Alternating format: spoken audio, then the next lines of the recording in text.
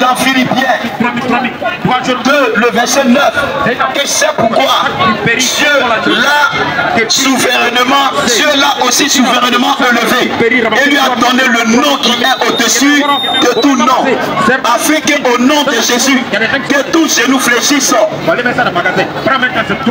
les cieux, sur la terre et sous la terre. Toi tu dis quoi? Ma soeur, toi tu dis quoi? Mon fils, toi tu dis quoi? Mon frère, qu'est-ce que tu dis lorsqu'on te parle de Jésus? Ma soeur, qu'est-ce que tu dis lorsqu'on te parle de Jésus?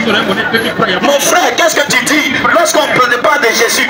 Parce que ce que nous sommes en train de faire aujourd'hui, c'est ton jugement et c'est aussi ta libération. C'est pas moi qui suis important, mais ce qui est important, c'est la parole qui va te sauver. Et cette parole-là, c'est Jésus-Christ.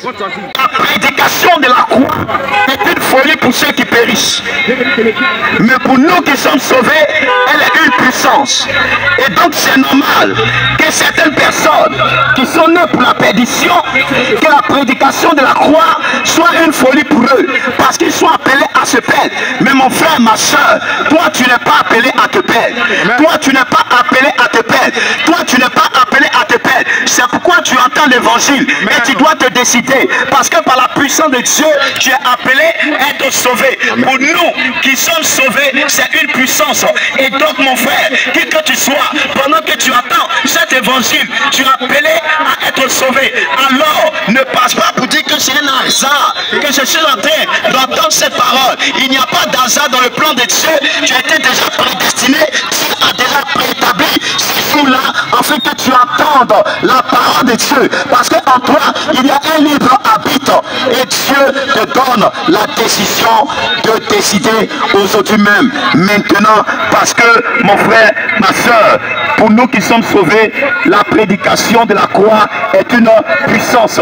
Mais pour ceux-là qui sont amenés à se perdre, bien mais c'est une folie. C'est pourquoi d'autres trouvent que ce que nous sommes en train de faire, c'est une folie, c'est normal. Et comme nous avons la connaissance de la parole, nous ne sommes pas effrayés par ces choses. Nous ne sommes pas gênés par ces choses. Mais puisque toi pour qui nous sommes là, c'est pour toi que nous sommes là. Et c'est pour toi que Jésus est là. C'est pour toi que tu entends. C'est pour toi que cette bonne nouvelle est annoncée pour que tu sois sauvé jeune. Quel que soit votre âge, vous devez accepter le Seigneur Jésus. C'est bien que vous êtes en train d'aller jouer au football. Mais est-ce que vous avez le Seigneur Jésus? C'est bien que tu es en train d'aller au marché. Est-ce que tu as le Seigneur Jésus? C'est bien que tu es en train de vaquer à tes occupations. Est-ce que tu as le Seigneur Jésus? C'est vrai que tu es en train de commercialiser. Est-ce que tu as le Seigneur Jésus? C'est bien que tu es en train d'aller quelque part où je ne sais. Mais est-ce que tu as le Seigneur Jésus? Est-ce que tu as ton passeport? Est-ce que tu as ton ticket? Parce que pour monter dans un autobus, il y a quelque chose qui te donne accès à cet autobus-là. C'est le ticket. Sinon, autrement, si on t'attrape, c'est que tu es un fraudeur. Tu es un fraudeur. Et immédiatement, tu seras mis dans la main des forces de l'ordre. Tu seras mis dans la main de qui de droit. Mais pour les hommes, tu peux usurper. Mais est-ce que pour Dieu, tu pourras usurper, mais pour entrer dans le royaume de Dieu? Mon frère, toi qui es en train de passer, il y a des choses dont tu as besoin. Tu as besoin parce que le besoin se fait sentir.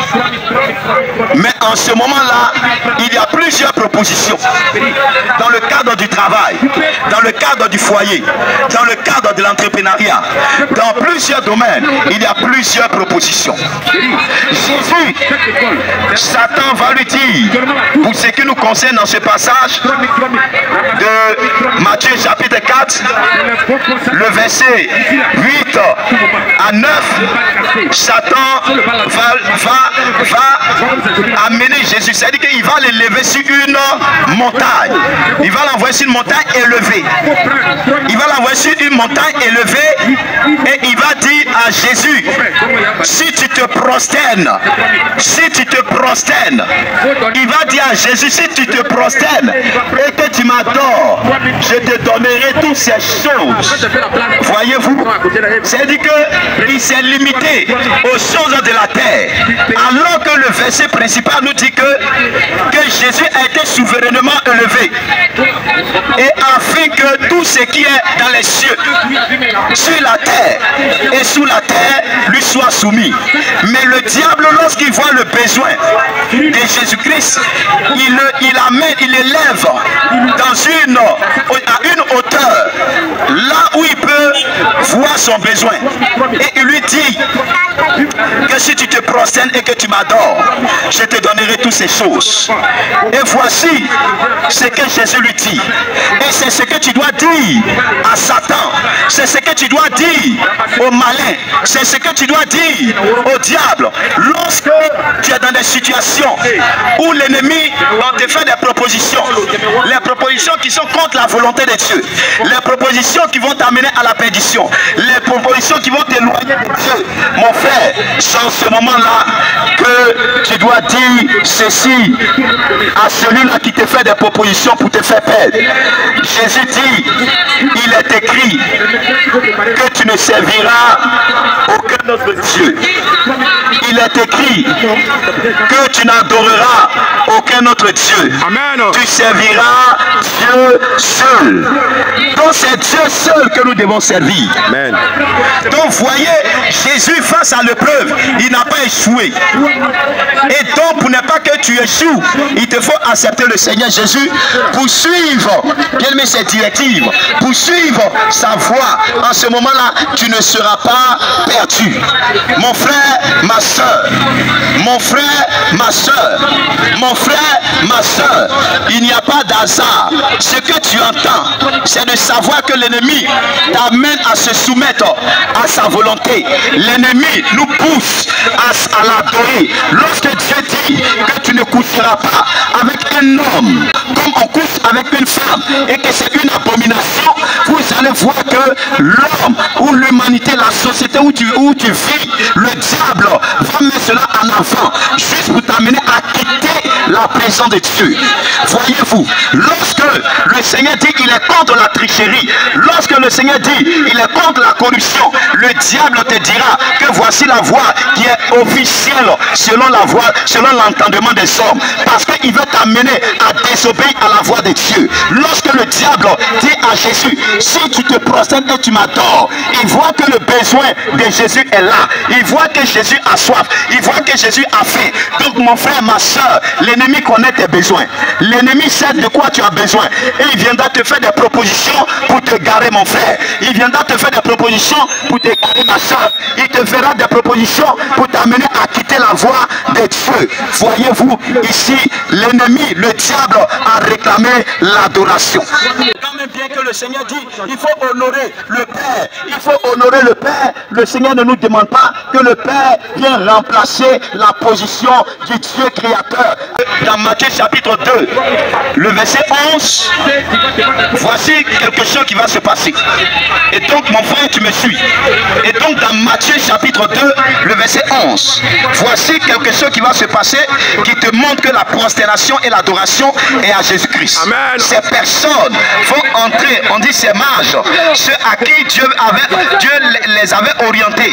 Parce que c'était comme si le Seigneur était en train de dire, adorez, abandonnez les faux dieux, mais allez adorer, allez vous prosterner devant le véritable Dieu, celui qui est le sauveur de l'humanité. Et pendant son séjour sur la terre, il était venu pour sauver et il continue toujours de sauver. Et donc quand les mages sont entrés dans la maison, la Bible déclare qu'ils ont vu le petit enfant et sa mère.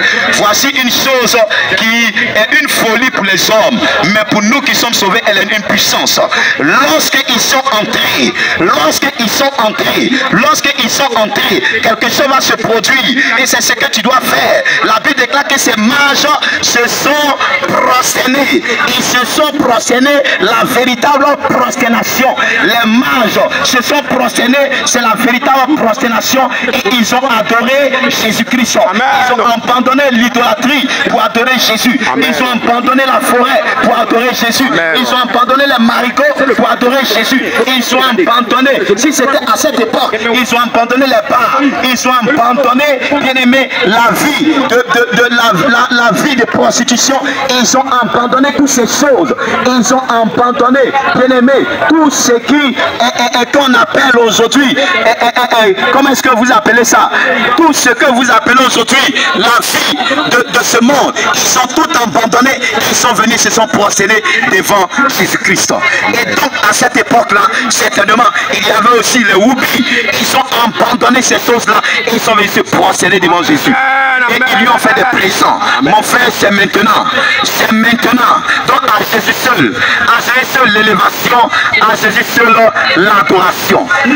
Mon frère, voici. C'est pourquoi le Seigneur dit. Le Seigneur dit dans Romains chapitre 10, le verset 9 à 10. Il dit, si tu confesses de ta bouche, si tu confesses de ta bouche le Seigneur Jésus, si tu crois dans ton cœur que Dieu l'a ressuscité des morts, tu seras sauvé.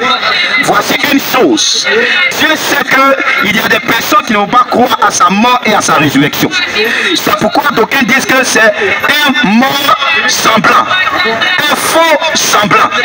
Le Seigneur dit que celui qui confesse de sa bouche, celui qui croit dans son cœur que Dieu l'a ressuscité des morts sera sauvé.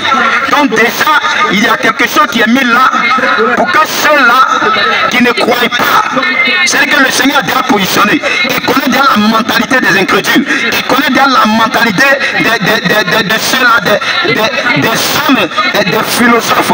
Il connaît la mentalité des athées. Et le Seigneur dit que c'est ceux-là qui vont croire à sa mort et à sa résurrection, c'est ceux-là qui seront sauvés. Et la Bible dit par la suite au verset 10, car c'est en croyant du cœur qu'on parvient à la justice. Mon frère, tu veux devenir juste, c'est en croyant du cœur à Jésus-Christ. C'est en croyant du cœur à Jésus-Christ que tu peux être justifié. Ne pense pas qu'il y a des rituels, il y a des pratiques qu'on fait, bien aimé, pour être juste. C'est archi faux. La justice appartient à Dieu. Et celui-là qui veut se justifier, celui-là qui veut justifier devant Satan, celui-là qui veut justifier devant toutes sortes d'adorations, se doit d'accepter le Seigneur Jésus. Alors, lorsque tout l'ennemi se lèvera contre toi, ces choses-là ne t'atteindront pas. Les choses-là ne vont pas te condamner parce que tu es justifié par Jésus-Christ. C'est pourquoi le Seigneur dit que car c'est en croyant du cœur qu'on parvient à la justice. Et c'est en confessant de la bouche qu'on parvient au salut, qu'on est délivré de la condamnation du péché, qu'on est délivré de la sentence du péché, qu'on est délivré du châtiment du péché. Voici ce que le Seigneur dit. Et donc, bien-aimé mon frère, ma soeur, l'adoration appartient à Jésus-Christ. L'élévation appartient à Jésus-Christ. Il est temps que tu cherches la vie éternelle. Il est temps que tu cherches la vie éternelle. C'est pourquoi le Seigneur dit ainsi. Le Seigneur dit ainsi. La foi vient de ce qu'on entend et ce qu'on entend vient de la parole de Christ. Dans Romains chapitre 10, le verset 17. Et donc c'est là que je voudrais terminer. Et la Bible déclare que ici, car la foi vient de ce qu'on entend et ce qu'on entend vient de la parole de Christ. Et donc mon frère, ma soeur, ce que tu as entendu aujourd'hui, l'élévation de Jésus-Christ, l'adoration de Jésus-Christ, la foi vient de ce qu'on entend et ce qu'on entend vient de la parole de Christ. Et donc il n'y a pas une autre parole qui sauve si ce n'est la parole de Christ. Et la parole de Christ qui sauve. Je dis que c'est pourquoi aussi Dieu l'a souverainement élevé et lui a donné le nom qui est au-dessus de tout nom, afin qu'au nom de Jésus-Christ, que tous genoux fléchissent, c'est dans les cieux, sur la terre et sous la terre. Si tu comprends ces choses, tu es une personne gagnée, tu es une personne sauvée, tu es une personne qui a tout ce qu'un homme ne peut avoir, un homme charnel ne peut avoir, mais tu es devenu un homme passé passer de la mort à la vie et tu connaîtras la vie de Dieu. Tu seras un avec Dieu. Tu vivras la vie de Dieu et non la vie du diable qui est la condamnation. Le Seigneur ne t'a pas appelé à la condamnation, mais il t'a appelé à la liberté. Non au libertinage, mais à la liberté en Jésus-Christ. Et donc, connais la position du Seigneur Jésus qui est de l'élever, de l'adorer, afin que tu sois sauvé. Que l'honneur et gloire reviennent au Seigneur Jésus-Christ. Je prie parce que nous sommes en fin d'année. En fin d'année, l'ennemi va te borner. L'ennemi va t'attirer des choses dans l'esprit et tu seras concentré, bien aimé, au lieu d'être concentré sur l'acceptation du Seigneur, sur la vie de Jésus-Christ. Il va te concentrer de comment est-ce que tu seras vêtu, comment est-ce que tu vas, les bars que tu vas fréquenter. Mais en réalité, bien aimé, tu dois savoir que tu ne dois pas accepter d'être le mouton de sacrifice des sorciers. Parce que si tu es le mouton des sacrifices des sorciers, tu seras mangé en cette fin d'année. Les choses qu'ils n'ont pas pu obtenir, bien aimé, en début d'année, ils vont tenter de concrétiser ces choses. C'est pourquoi il est l'heure pour toi, bien aimé, de te garder en Jésus-Christ pour que tu aies la protection de celui-là qui est capable, de celui-là qui est le créateur du ciel et de la terre et qui est capable de protéger toutes choses et à qui on ne peut, bien aimé, on ne peut rien voler. Le diable ne peut rien voler à Dieu. Et donc c'est à Dieu que nous devons nous cacher. Je prie en ces jours que toutes les personnes que l'ennemi a choisi de les atteindre en cette fin d'année, bien aimé, que tu ne fasses pas partie de ceux-là que l'ennemi a tenté de sacrifier. Que le Seigneur te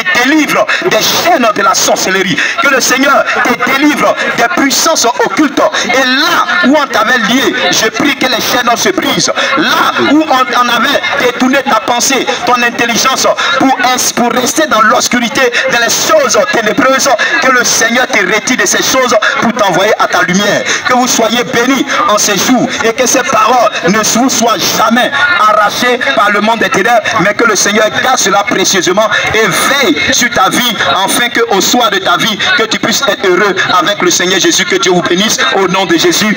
Amen. Amen.